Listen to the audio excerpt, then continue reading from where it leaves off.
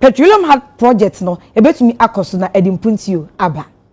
Ladies and gentlemen of the media, my fellow countrymen and women, as your Attorney General, I wish to assure you that I have sufficient reserves of integrity to continue to perform the task assigned me by His Excellency, the President of the Republic.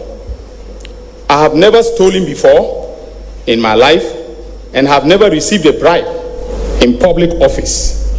All those who have dealt with me know this for a fact, and the President would not have appointed me his Attorney General if he had questions about my personal integrity.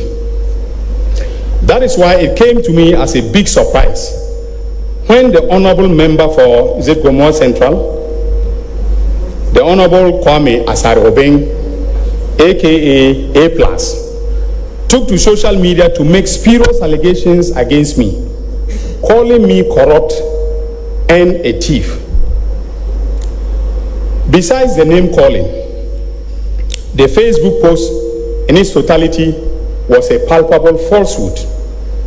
I was never involved in the passage of the sanitation levy, as I was not a member of the Finance Committee of Parliament, let alone to be in a position to influence the composition of the membership of the committee. And I have the Hansard as documentary support for what I'm saying. I have the votes and proceedings of Parliament. Unfortunately, I left them in the office. So for the media, the report of the committee as well as the vote and proceedings are here. If you want to do some research on the matter that he alleged that I was involved and I channeled, I made sure that the membership of the committee was, changed, and then the monies from the sanitation levy were channeled to my friend, and so on and so forth. I'm not friends with whoever was the beneficiary of the sanitation levy. But interestingly, A+ warned me in the post not to do anything silly and that he will come after me if I did. That is laughable. First of all, I do not act silly because I think through the consequences of my actions, not only for my person, but also for others.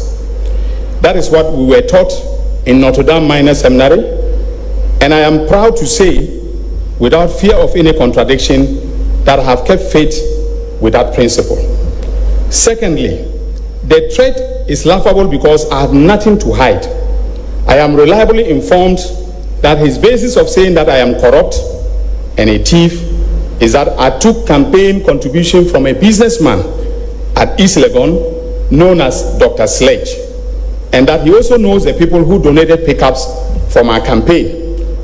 Now, ladies and gentlemen, if receiving donations for your campaign or getting a pickup for a campaign is thievery or corruption, then there are 276 thieves in Parliament, including the person who was making the allegation himself.